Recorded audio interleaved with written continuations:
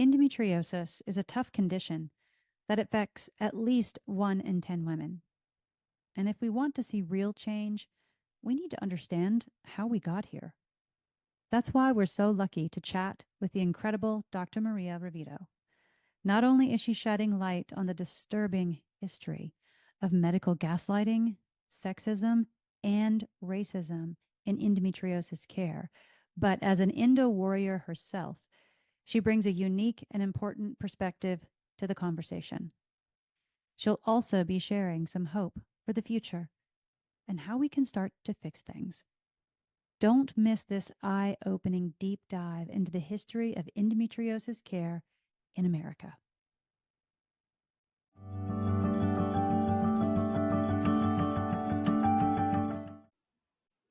Hi, everyone, and welcome back. And oh boy, do I have a guest for you today, Dr. Maria Rovito. Let me introduce her, but first I want to say welcome. Thank you. So glad you're here. Oh yeah, I'm glad to be here. Yeah. Oh my gosh, this is going to be an amazing conversation. So, y'all, let me tell you just a little bit about her. We can completely geek out with her bio, and so I'm going to give you the condensed version. But here we go. Dr. Rovito is an instructor of medical humanities with a PhD in American Studies from Penn State University, specializing in medical humanities, disability studies, and women's and gender studies. Her dissertation, which inspires me, title alone, Free Woman. Yeah, analyzes the stigmatization of endometriosis, reframing it as a chronic pain disorder rather than an infertility issue. Huge, it's huge. We're going to get into that. Using feminist disability studies and archival research, she connects gender bias in medical practices to the eugenics movement. Another 1-2 big packed punch. Dr. Rovito has published on Sylvia Plath and medical racism and has presented widely on feminist disability studies. She serves as a board representative for the Women's and Gender Studies Caucus of NEMLA, Northeast Modern Language Association. Welcome, Maria. Thank you. So I have to tell y'all, the first time that I heard Maria speak, I was at the Endo Summit last year, and I remember where I was sitting on the back right hand corner with a bunch of my colleagues, Sally Sorrell, who you're going to hear from this season. If you haven't already, she was on last season. And I was just enamored. I was like, oh, this brilliant mind has got to come on my podcast. Hopefully she'll agree to do that. So here you are. Oh yeah. Thank you for being Oh, here. thank you. No, I'm glad to be here. I love talking about endo with anyone who will listen to me. So, yeah. Yeah, we need all the people listening Oh, at this point, oh yeah, don't we? definitely. Yeah. Oh yeah. Yeah. So, gosh, I have so many questions that I have like loaded up in the brain here. So I'm going to try not to like brain dump a bunch of stuff. We'll go like in a metered, calm fashion here. But Yeah. what inspired you to focus your dissertation on endometriosis and its cultural stigmatization? Yes, that's there was a lot behind that. So the first year of my PhD was when I was diagnosed with endo. I had a laparoscopy in the summer of 2020, which was pandemic, which medically in general was a nightmare, but for endo was like even worse because no gynecologist wanted to see you. So I was diagnosed and I was just very frustrated with how long it actually took me to get diagnosed. And, you know, I was just, like looking around at the library at our university one day and I was like, well, why did it take me so long to get diagnosed? And why is it the average like 7 to 11 years to be diagnosed? And, why is it so hard for doctors to find all this? And it just led me down this huge rabbit hole of, first off, how ingrained misogyny is into not only our medical system but our culture in general. I mean, we could talk about medical misogyny more, but just basically, like, I I don't think the world really cares that, people assigned female at birth are in pain in this way. If we Mm, look at childbirth too, like we don't, society doesn't really care that, like about pain like that. They think it's like part of being a woman, right? Like womanhood is suffering. So that was a large part of that for me. And it just led me down this path of finding out that this is not something that is just passively being ignored by medical professionals. Like, no, this is an act of violence against people assigned female at birth who, have chronic pain conditions that are gynecological, mm, as traditionally thought of. So it's not something that, not that people just aren't aware of it or that they're ignorant of it, but if you think about like why we don't know that much about endo, you have to look at it more broadly too. We don't know that much about PCOS. We know barely nothing about mhm, menopause. We know mhm, so little about fibromyalgia, right? And it's not just like focused into these gynecological traditionally coded conditions. It's just AFAB health in general. They don't know, and I don't think I don't know. I mean, I don't. My question now is like, do they even want to know? Because I'm mm, at this point where I don't think this is like just ignorance anymore. I think like when looking at the redistribution of like funding, research money and who's being hired to study this stuff in medical, like at medical schools and universities, I mean, they could easily make more room for research on, women's health, or research on chronic illnesses or research on autoimmune illnesses, but they just don't, and it's because they don't see it as important. So mhm. yeah. So that leads me to, because you did so much work on your dissertation and you've done so much work in general. So I'm wondering, I'm really curious about what you discovered in all of your research, your archival research, and looking backwards. I know that when I looked up the history of birth in particularly this country in the early 20th century, I was appalled at what happened to women during that Yeah. time and how specifically midwives who had been safely delivering babies were absolutely kicked out and told they were only fit to deliver low income and babies of color. And then yet the death rates has increased and actually is getting worse as time goes by for women in the United States. We are the number one like top country in the world for first day infant death rate and maternal mortality, which then quadruples for women of color. So we are not standing on any basis for providing good care for women. So, and that's what I learned in my tiny little bit of just being, becoming a mother, being a pelvic PT, being in this women's health space. So, what are some of the things you discovered in your archival research on early 20th century gynecology? That's like part one question. Yeah.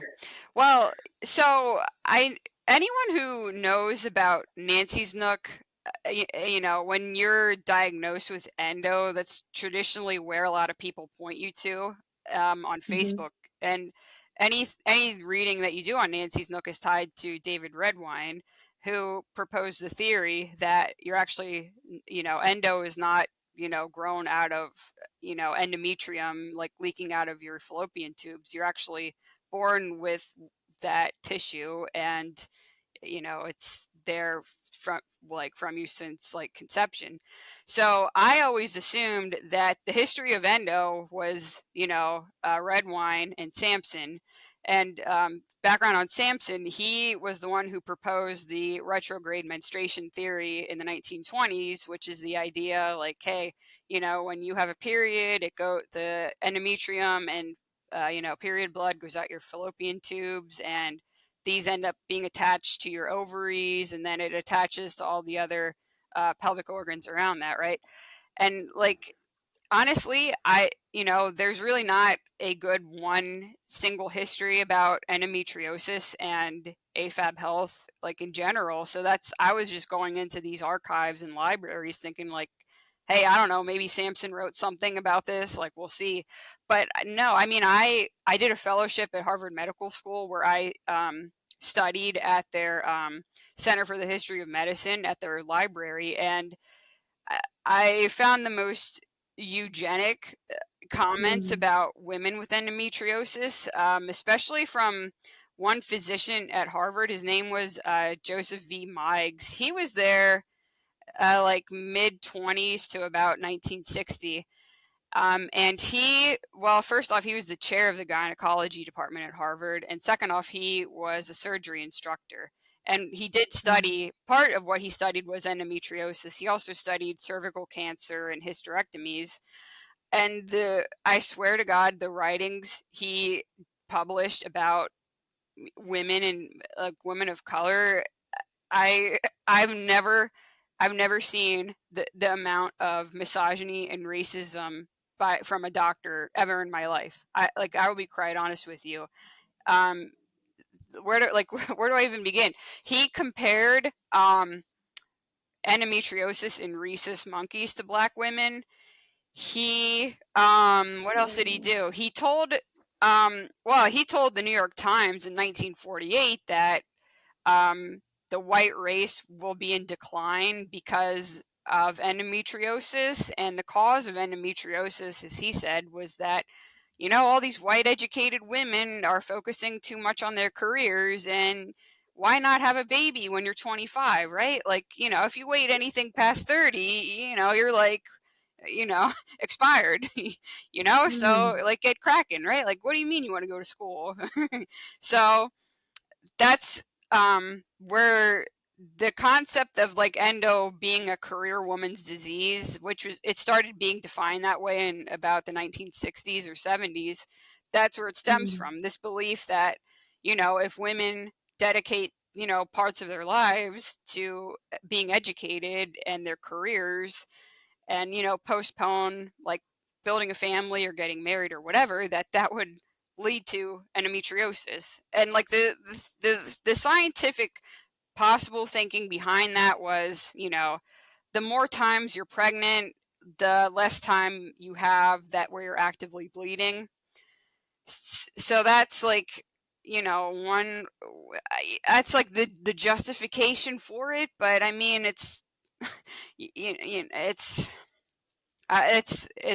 it's so deeply misogynist. And he called black women less intelligent than their white mm, counterparts.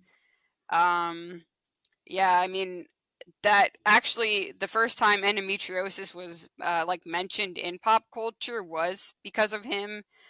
He was interviewed in the New York Times like October 1948, and the very first mention was like it was about endometriosis being like a cause of the decline of the white race. And see, the insidious thing about all this is if you look at the battle for reproductive rights in this country, that is slowly, becoming more prominent, this idea, right? That, mhm, like, well, if you're a white woman, like you need to create children because there's this great fear in this country of people of color, not being the minority anymore. So it all stems back together. And I honestly, It's a fair statement.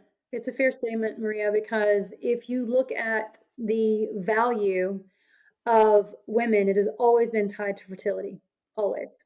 And if you look at the management of endometriosis, even now in certain parts of the world, laparoscopy and excision, even ablation, mind you, which is not the gold standard, excision is our gold standard, even ablation is being questioned if women aren't interested in pursuing fertility, which means in the 21st century, right now in 2024, in other parts of the world, and I'm sure in gynecology offices all over this country, they are saying, well, it will stop with menopause and you don't really need to do anything unless you're interested in fertility. So that still means that attitude is pervasive and disgusting and gross and it persists. So it's a fair statement because endometriosis creates pain, and they're basically denying women pain relief and possibly total pain relief. It's possible, um, just based on whether or not they're interested in giving birth and getting pregnant. Yeah. Yeah, and it's aggravating, and it shows that they don't care about you unless you're, worrying about reproduction and fertility and, like, how you can serve a man in that capacity. And also, I will say, just like side note to that, how we define painful sex for a lot of people in the medical field is penis and vagina Mhm. sex, right? So, Mhm. to solve painful sex is more about, oh, well, why not make your male partner happy, right? Like, maybe you have stress or anxiety, and, therefore you can't, achieve an orgasm, through that. And maybe that's why you're not, getting wet correctly. And it's all because, like, that's what men want, right? You know? And If I had a dollar, a penny, a whatever, a nickel, a dime for every time a patient has come in and sat down in my office and talked about their medical gaslighting from an OBGYN who just said, and we've all heard it a million times, just, oh, painful sex, which they assume is penetrative sex only. Oh, have a glass of wine and relax. Oh my, oh my. And we can swear on this podcast, by the yeah. way. And yeah, So, oh, it's awful. And I mean, I'm even working on this a bit now, just like, like, because a lot of insurance policies, like in this area of the country, they explicitly state, like, we will not cover any, women's health issue unless you're trying to get pregnant, right? So, like, and it's even, first off, okay, mhm, a lot of the policies don't even mention laparoscopy. They mention laparotomy, which, I mean, is anyone really still doing that now for, endometriosis mhm, excision in 2024? Like, okay, first off, I have a question that. And for mhm. me, because I just had my total hysterectomy about 4 months ago, anything you need gynecology after a hysterectomy, like even if it's PCOS, PMDD, whatever, they will not cover, because it's like totally, like, they view hysterectomy as a cure for all gynecology issues, and anything after that, they're like, yep, no, you're cured. Yes.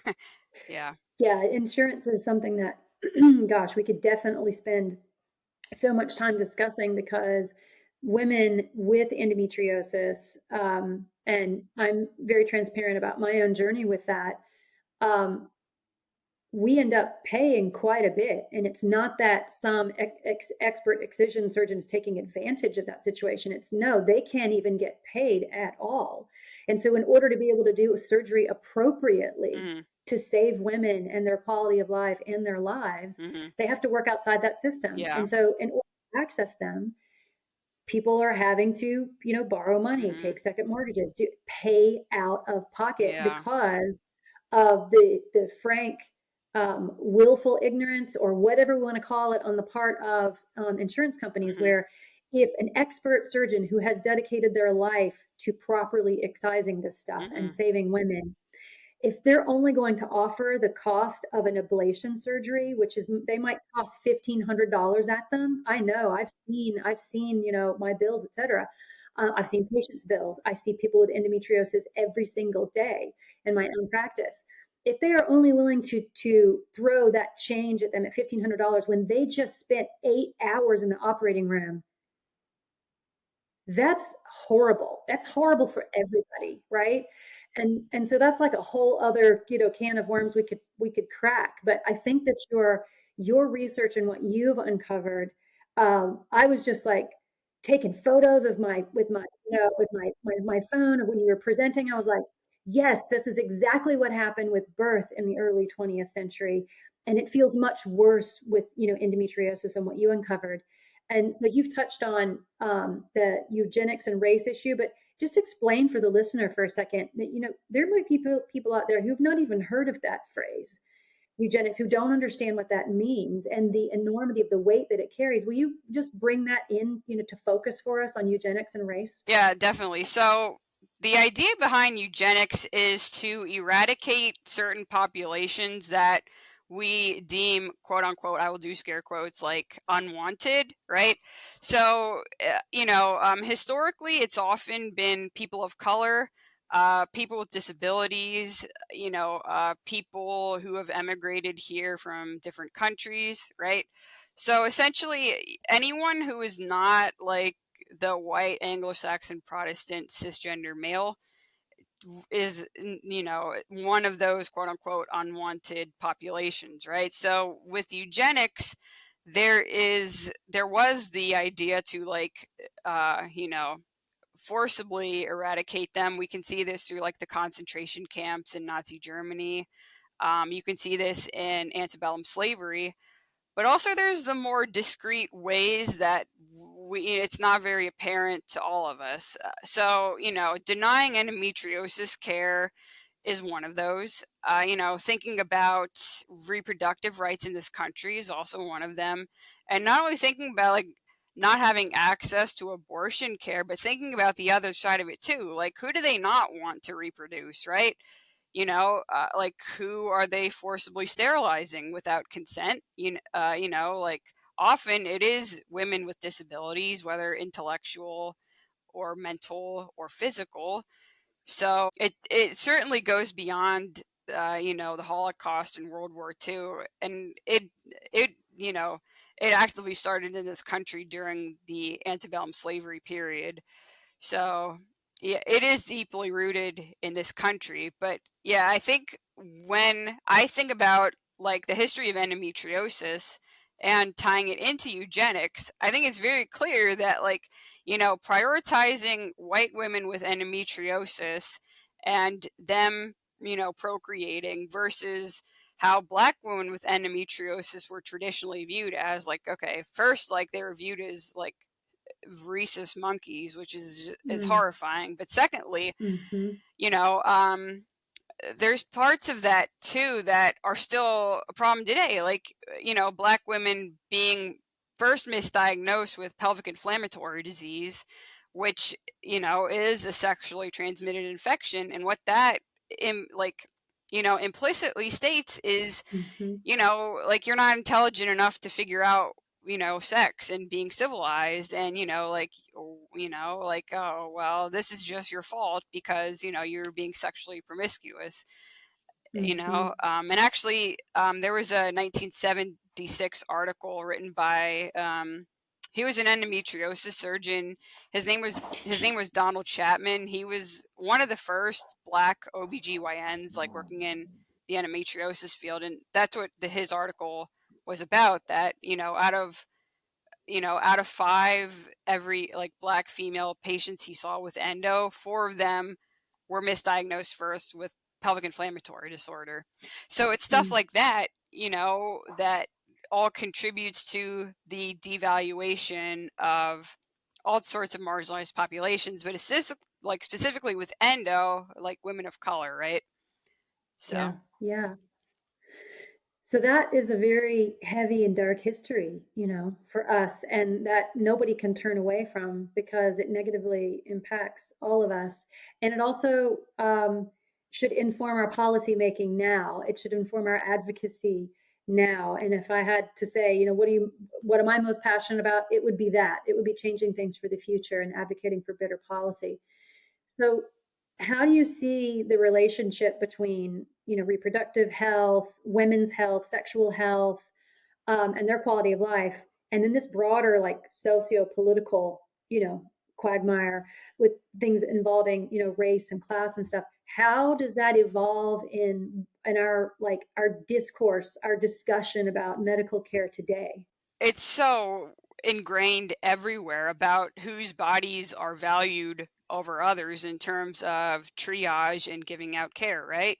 I mean, if we Hmm. think about like any type of gender bias in medicine is really there, and it's not anything gynecological. It's like, we don't, Everywhere. yeah, we don't know what a heart attack in women looks like. It's not Hmm. traditionally how it's viewed in men. It's not. Or, there's the other statistic, like, okay, 80% of autoimmune patients are women, but why do we still not know really anything about how autoimmune illnesses work, right? You know, Yep. what else? Yeah, Yeah, there's autism in girls yeah, yeah. not being identified, not even having diagnostic criteria that's gender based for girls. Women with cancer wait longer for treatment. Women in the ER with the same condition as men wait longer for treatment, and they wait longer for pain meds. Like, we can just go on and on and on. So yeah, it should inform what we're doing every day. It should inform how emergency departments are staffed. It should inform how women go in to seek mental health and what care they are given, instead of being given broad, sweeping types of medication, actually looking for root cause. I've seen too many women in my own practice who I've referred down to Atlanta Center for Endometriosis Care, or up to Dr. Andrea Vidali here on the East Coast, in New York, that have been pushed all over the place, that had ablations again and again and again and again. And see, for me, that is one of the most insidious things, because I feel like for a lot of those cases, patients are going under expecting to have excision surgery. And when they wake up, the surgeons were all like, well, we couldn't reach it there, or we were not comfortable Exactly. removing it there, so we had to do ablation. But the thing of it is like, first off, okay, you do not consent to ablation like under any circumstances.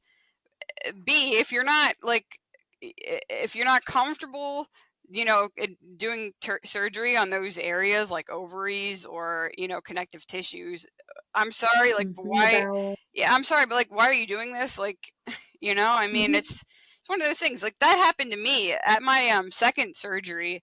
So I've had four, and the last one was the total hysterectomy. But at my second one, my surgeon told me, she was like, "Oh yeah, we're team excision all the way, and like, we'll get everything, no problem." And I'm like, "Okay." Well, I woke up and she said, "Yeah, well, we had to do ablation on your left ovary." And, and what Mm. happened with that was, it was like, not even, it must have been like 3 or 4 months later, my left ovary, the scar tissue built up and it adhered to my pelvic sidewall. Mm. So anytime I laid on my left side, it would, like, I could feel all my organs being pulled. And see, that's not right. That's that's Yeah. painful. Yeah. That's painful, and means, a repeat surgery. I have heard too many of those stories too, which is why one of the reasons why, we're talking about this season and dedicating the entire season to endometriosis is for women listening who have pain, which could be pain in the bowel, which we have said in earlier, podcasts this season. It could be pain in the bowel. It could be painful breathing. It not just, painful cycles, but painful digestion as well. All of those things are interrelated. Um, Tell me about, and some of the readers, listeners, where they can, because I was going to ask about publications, which is where the word readers pops out. But can you share more about, your work in the general, space, in the contributions to things like, I think, Diva Cop and Ms. Mhm. Magazine and other things that you've been doing? Tell us a little bit about that. Yeah, so I try to publish both in the academic sphere and the public sphere, because there's really not a lot of crossover there, but I try to make it so. It's not. And let me just say that's amazing and really necessary. And I love that dual Thank approach. you. Thank you. Yeah. And like, a lot of that for me is because, well, see, if I just publish journal articles, first off, I don't even know if anyone's actually reading them. So when I have, someone on the internet read like one of my articles in Ms. or Diva Cup, and they message me, I'm like, "Oh, well, I'm glad it helped them." So, Yeah, yeah, but it's important for me that my work actually, like, is able to help someone out there, because, like, I will admit, I was that person, 4 or 5 years ago, like, hurled up on my couch because I couldn't walk from pain, and I was just, yeah, I don't know what to do. And I don't think there was no one in my life who understood it. Like, no one got it. Like, it's hard. friends, will sympathize, but after a certain point, they're like, yeah, we don't know. And yeah, just to have like someone on the internet who like even like a random Twitter person just understand like yeah, this sucks and you're allowed to be angry and this isn't fair, and you know, this is not just you and it's not just in your head, this is a systemic issue. Like that would have taken off a lot of pressure from me. Pressure. So Yeah. yeah. And I think women get into that, and I think there's like a, an epigenetic genetic like thread pulled through time. Now that, as the listener, you've heard about this history and where it came from, it's easy for us to then understand that women existing today in the 21st century will easily blame ourselves for all kinds of things that we have no control over and that we had no contribution in creating Right, the right, mess in. right. um, so I think that's important to realize, because out of all this, one of the most important things, beyond obviously taking care of our physical health, is our mental health. Yeah. That makes me interested in some of your key themes of your writing about cilial plath, as they relate to like mental health and things like that. Oh yeah. Well, I mean, I will just say endometriosis just trashed my mental health. I mean, just absolutely. And not only like because my pain was invalidated, it's because like, you know, it brought up the trauma of being sexually assaulted. It brought up, you know, PTSD for me. It brought up, you know, feelings of like, well, why am I not normal? Like, why am I different from other women my age? You know, so yeah, I mean, I will admit there were 3 years, 4 years there where I didn't see a point of living with this pain. I was Mm, just you know, there's several times I really thought to myself, I was like, yeah, I can't do this anymore. So, and I think for a lot of women with these illnesses, that is often faced because, you know, like you have doctors telling you they're either like, yeah, you know, like, might not be that bad, or they're either like, well, I believe you, but I really can't do anything, which neither of those are mhm, helpful. So, and to not have people at home or at work around you who understand those type of things, it's mentally defeating. And that's like, that's all, like, that's like what I am trying to work at through my research, right? Is like, so I'm not a surgeon. I'm not like a, you know, like a medical doctor. I really can't do anything in regards to like, you know, medical or surgical treatments for the disease, but I really do look at like why our culture has taught women to think this way about themselves, and it's really like deeply rooted in gender roles in childhood. You know how girls are raised versus how boys are raised, right? Like, okay, mhm, girls, we want them to be good girls and to respect authority, right? And whatever a figure of authority tells them to do, like, just do it and don't question them. Whereas boys, you know, we're like, yeah, you know, like if you want to, you know, like speak up, act out, like be aggressive, like why not? Go ahead, right? So, but like that's sort of like, you know, like put planting those seeds in childhood for us as girls, that leads us to grow up and not like even thinking that we can question doctors, right? I mean, that's mhm. for me, truthfully. I mean, it was like I was like maybe, I don't know, 24 when I realized I could even like walk out of a doctor's appointment.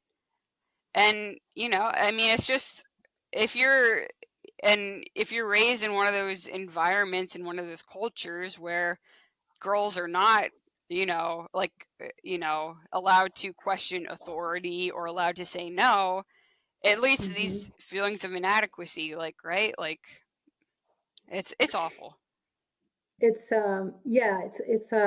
I've experienced certain levels of that. I mean, we all do in the workplace, in the home space. You don't even have to leave your home, depending on who your support system or lack of support system is, and your parenting styles, the region you grew up in. I grew up in the South, where you didn't have a voice, and if you did, you were some uh, annoying childless cat lady, you know. um, and by the way, I know lots of lovely childless cat ladies, and I love all of them.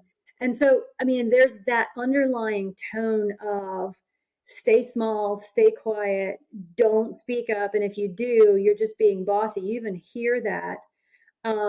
I hear that in parenting now. Like if I could just take bits and pieces of what I hear parents say, um, the little boys in the community we talked about as having leadership, potential, and the little girls will be like, oh well, she was born in August, she's a Leo, she's bossy. Wait a second, that's where it starts.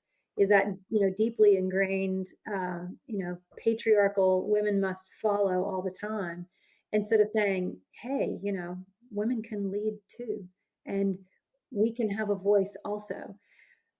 But it's hard to use that voice if even inside your own family you've been told to stay quiet and stay small. Right. And I think that realization was a large part of it for me, because rural Pennsylvania is very much similar to the South. It's Appalachia, so Mm, they do have that culture there. And not only that, I went to Catholic school, which is also like extremely patriarchal. So, mhm. yeah, I mean, I grew up thinking like, okay, any man that, I had to listen to, just do what he says, right? Like, which brings up the issue of consent and like sexual Right. assault, right? And abusive Yes. relationships, right? Like, even Mhm. thinking about like that I could say no to someone did not occur to me until I was like out of undergrad, like, quite truthfully. So, yeah, it I, leads I, to everything. And also like within the home, right? Like, okay, when women have endometriosis pain or like any type of like bodily illness or whatever, they're not allowed to take a sick day. They're like, oh well, who's going to do the work around here if I don't do it, right? Because obviously, like, a lot of men won't. Like, let's be real here. I mean, all those like parenting, household duties still fall onto women. And even if they're in pain and they're just like supposed to accept that, like, that's not right. right. They keep going. They persist. So what you brought something up that I think resonates or should resonate or will resonate with a lot of women, and that is that you said this, I didn't know that I could say no to someone until out of undergrad. So how did that shift happen in you? Because I think, again, I think that's a really strong, profound point to make, Yeah. and something that, if you're listening and you're in your 20s, or maybe you are an undergrad, have you ever questioned that? This is speaking like directly to the listener. Have you ever questioned that as a woman you can say no? Because I think a lot of women do have this happen to them. They know that every time they say no, particularly to a man, they get hurt, which might seem off track from endo, but really, when you go in to get care, and we have been educated, I was educated in a patriarchal medical system, you still then feel like you may not have a voice and you're not allowed to say no. So, how did that shift? How did you come across that shift? Because that's a big thing. For me, see, that was really just growing up. Both my parents were, anytime I even resisted a little, I got a ton of pushback from both of them. And after a while, you just learn to just accept whatever happens. Like, you don't put up boundaries. Like, whatever happens Yeah. to you, it is what it is. And like, if someone yells at you, it's like, okay, well, maybe they were angry at me and it's my fault, right? So honestly, I got to the point where all these, I wasn't getting any help. I wasn't like, the help I was being offered was just like completely ludicrous. And I came to the point, I was like, at the end of the day, this is my health. And I don't really care like what some white male doctor thinks about my body, because if I don't like these treatments, and like if I don't want to do them, then like I don't have to do them. Like, any Yeah. prescriptions, like, If they're not yeah. you're not finding relief Right. in them, it's not leading you to a better place, Yeah.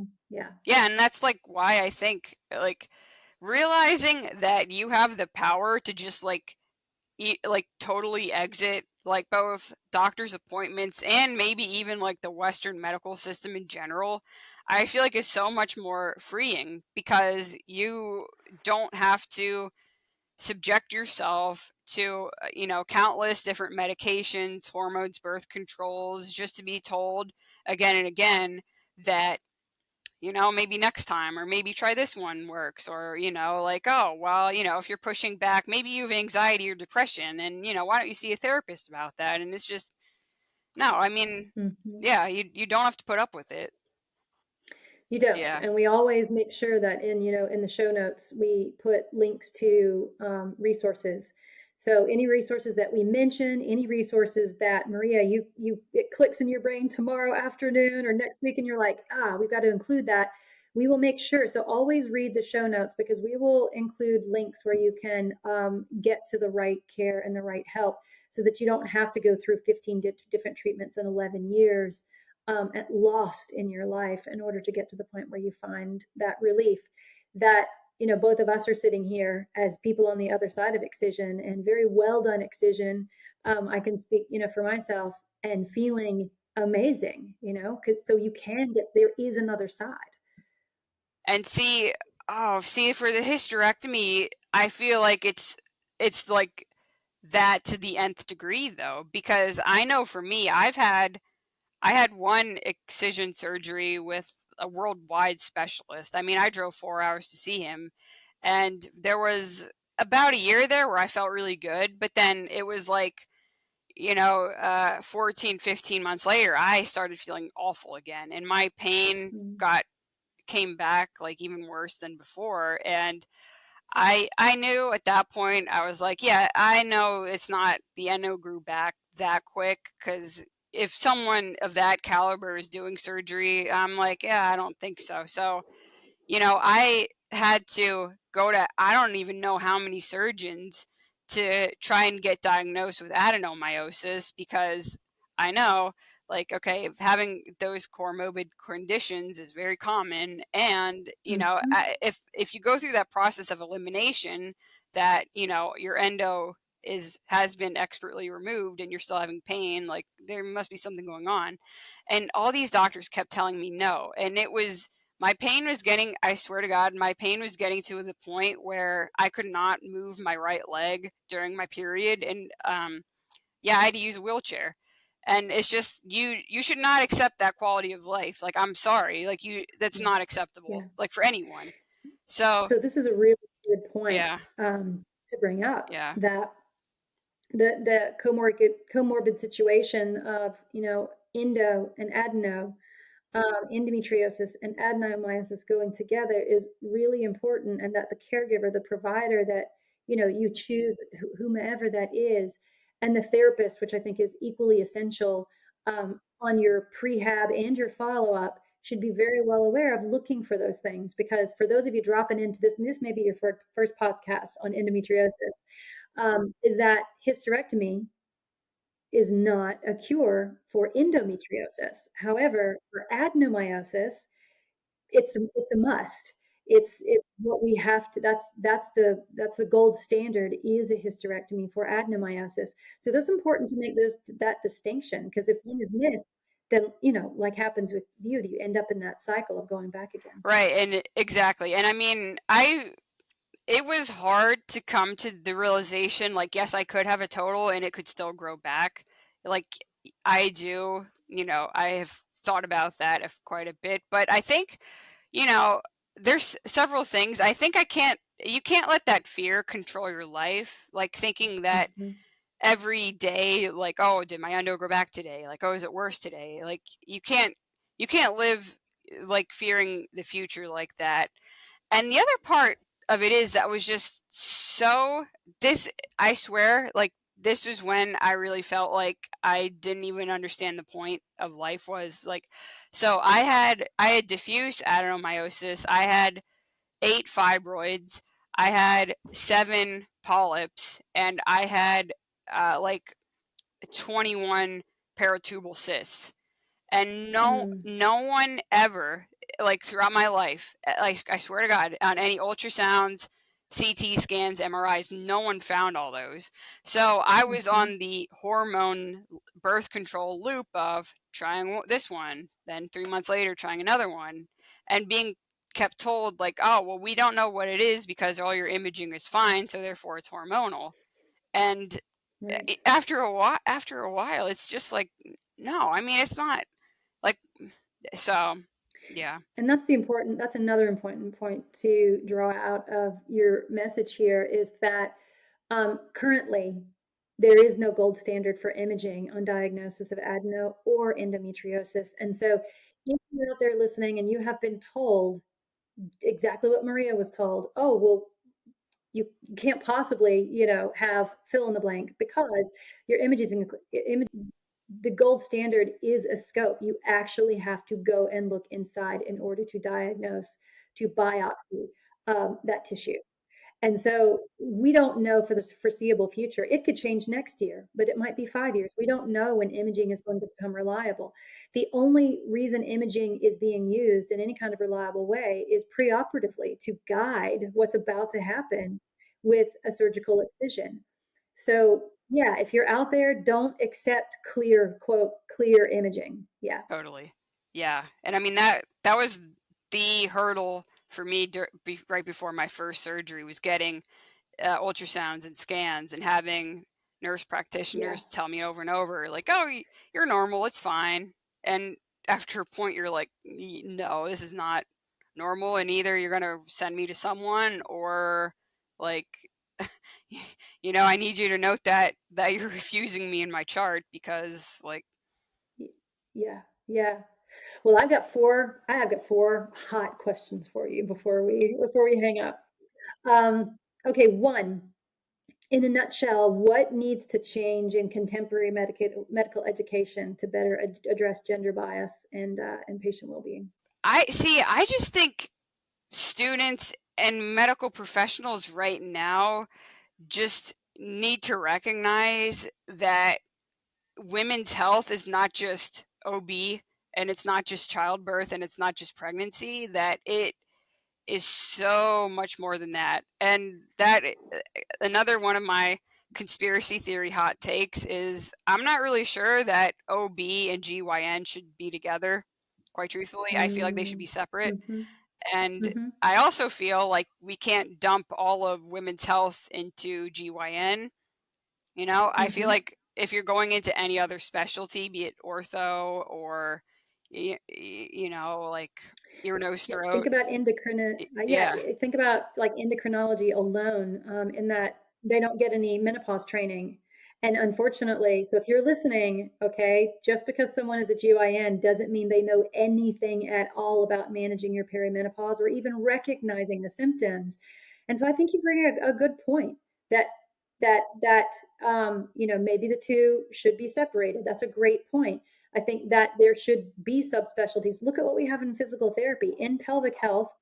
That's a subspecialty. But then I have subspecialties as a pelvic health PT underneath that, of diving down deeper and looking at endometriosis, perimenopause transition, postpartum, postmenopause, things that impact the hip joint specifically, because hip pain can also be endometriosis problems too.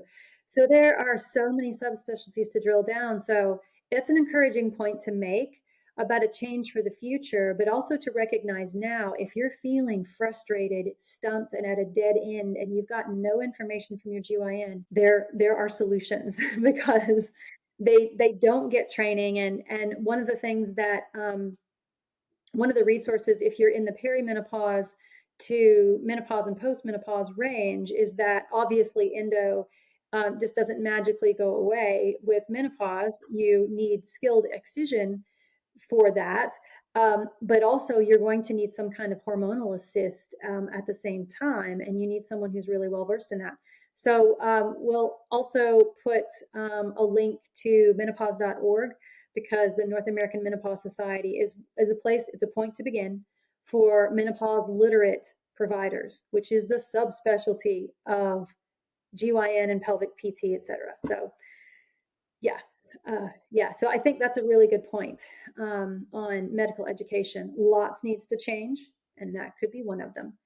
So tell me what you're doing now in terms of like current research or publications you're working on, if you can give us a sneak peek. I have a lot coming out right now about endo, quite quite honestly. I mean, Yeah. just in the I'm next, excited. like, I would say years, just nonstop. I mean, um, yeah, I mean, my work on eugenics and endometriosis, it will be in a book.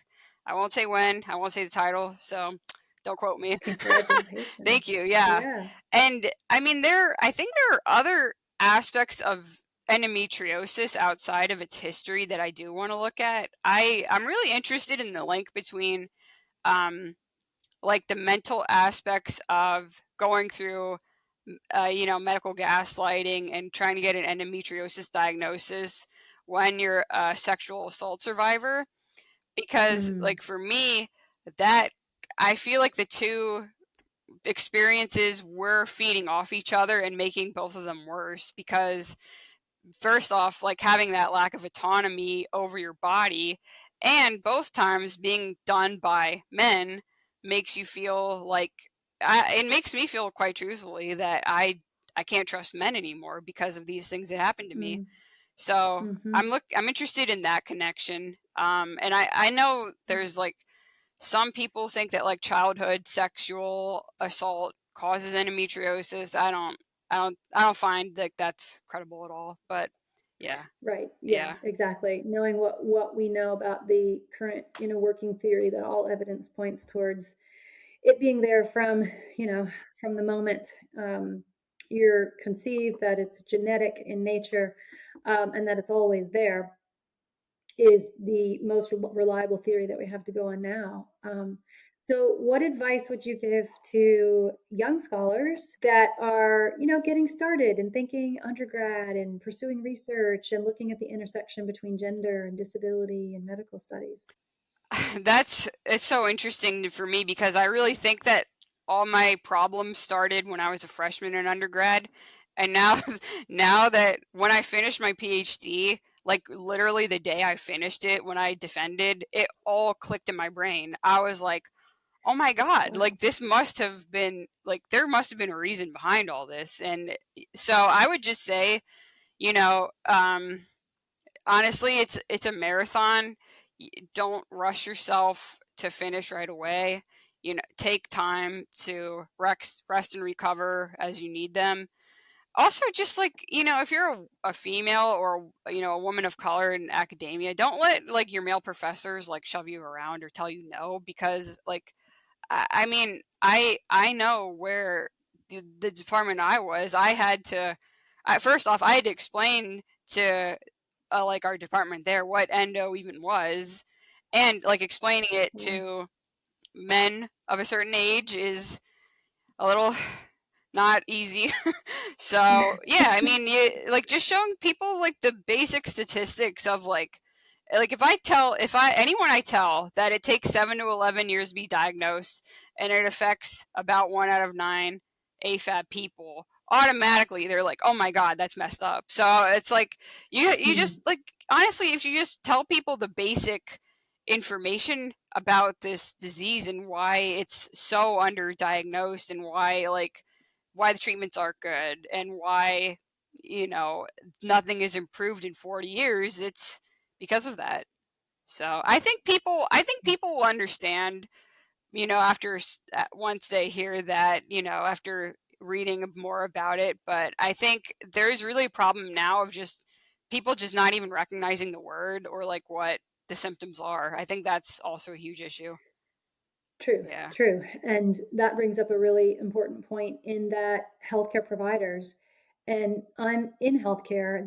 I'm pushing 30 years now in healthcare.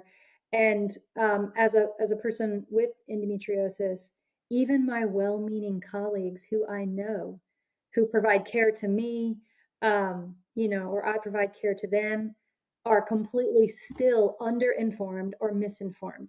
GYNs telling me that gastrointestinal systems pain has nothing to do with gynecology work.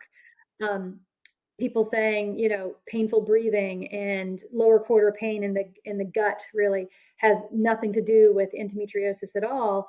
And these are highly educated, highly qualified people that I have trusted in many different capacities, and still continue to trust. I don't completely dismiss them.